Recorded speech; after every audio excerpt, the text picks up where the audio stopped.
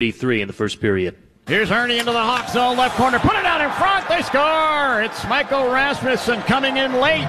A perfect centering feed from Adam Ernie that originated out of the left corner, and Rasmussen drove it by Lankinen. The Wings lead 1-0. Adam Ernie was all over the score sheet. He was all over the broadcast. Feel like John kept saying his name. He even scored in the shootout, and a 1-0 lead for Detroit in somewhat of the early going. It came after what was nearly a Hawks goal. Lucas Reichel almost setting up Borgstrom from the corner. It was a really nice play, but they couldn't capitalize. However, later on in the first period, with 3:10 left, Dominic Kubalik capitalized. Up by Philip Kurashev, a little give and go. Kurashev put it in front. Kubalik with a backhand. He scores!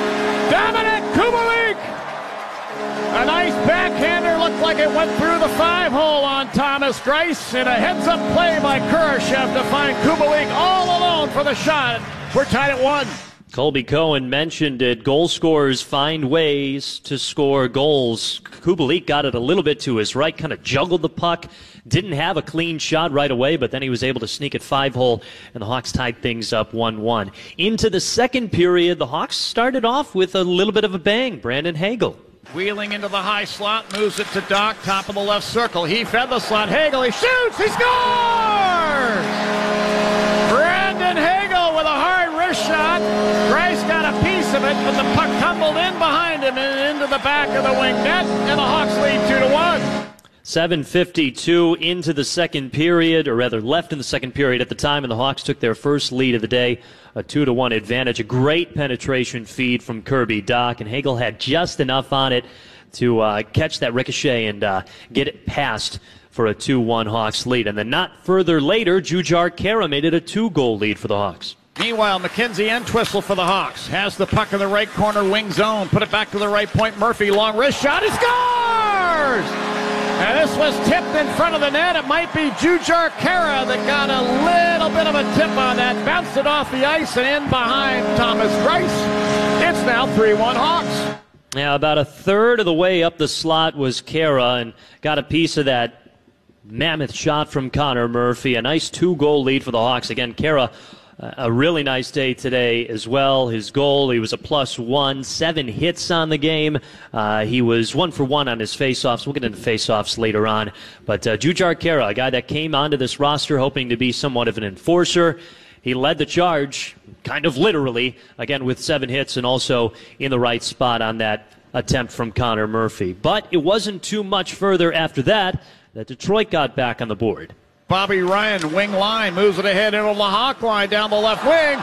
Here's a shot from Stevens. He scores.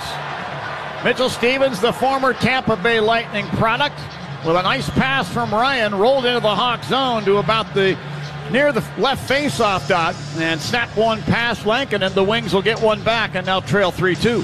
Yeah, it was the third goal, 4:13 into the second period, and the Wings got back within one. Bobby Ryan, another guy that had a good day on the score sheet.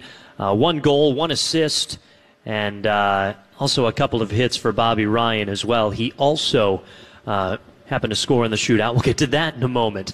The Hawks were maintaining a 3-2 lead for the majority of the third period. They got off to a pretty good start. Something else to mention, a lot of power play opportunities for the Hawks. Unfortunately, they were never able to pull through. A couple of good looks, some good structure from their power play and the special teams. But that being said, the power play that was being worked at in training camp consisted of Seth Jones, Patrick Kane, Jonathan Taves, Tyler Johnson, and Alex DeBrincat.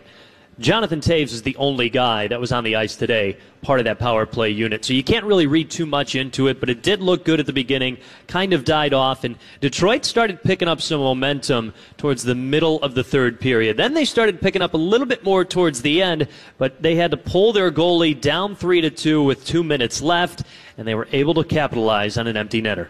Wings with an empty net and 6 attackers. Roenick from the right point now. Sent a tumbling puck in front of the Hawk net. They score! Bobby Ryan was in the right spot and was wide open to the right of the Hawk net.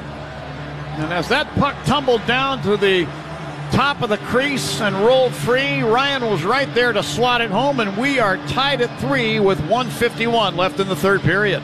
And kind of a textbook empty netter goal for the Detroit Red Wings. Throw it towards the net, try to create some chaos in the crease and sneak it through. That's exactly what happened. Again, familiar names: Bobby Ryan, Adam Ernie, Philip Hronek, also with an assist on that goal of a broken play. 1:51 left in regulation. So there was some time, but kind of a lackluster final 2 minutes. That was not the case in overtime, though. What a start that the Detroit Red Wings actually had. They had a few opportunities to maybe finish off the game right then and there. A couple of missed shots, some really nice stops by Kevin Lankinen, who had a pretty good game, and then all of a sudden the Blackhawks went on a charge.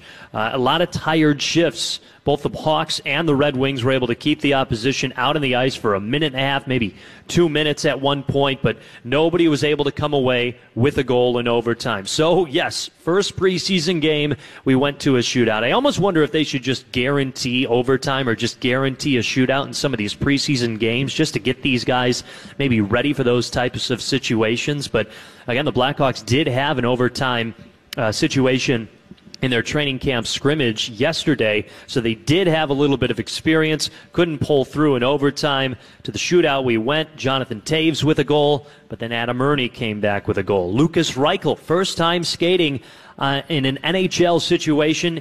He connected on a shootout goal. So the Hawks led 2-1. Michael Rasmussen was denied by Kevin Lankinen. Philip Kurashev had a chance to put it away for the Blackhawks, but couldn't finish it off. Taro Hirose was able to keep it alive for the Red Wings. Kirby Dach couldn't score. And then the final goal of the game was by, once again, another familiar name. Listen up, landscape pros. The forecast calls for rain. And that means standing water, washed out flower beds, and anxious homeowners.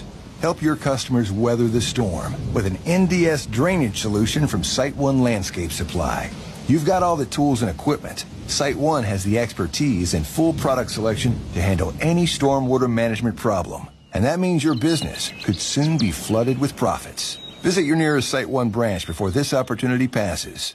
Join Indiana Donor Network Foundation Saturday, October 9th at the Walk to Save Lives in downtown Indianapolis. The Walk to Save Lives honors the thousands of Hoosiers who have given the gift of life through organ and tissue donation and raises money to support families affected by donation and transplantation. This family-friendly event along the downtown canal features music, food, drinks, and more. Register today and start raising funds to support this cause. Learn more at indianadonornetwork.org/walks. That's indianadonornetwork.org/walks. DraftKings Sportsbook, America's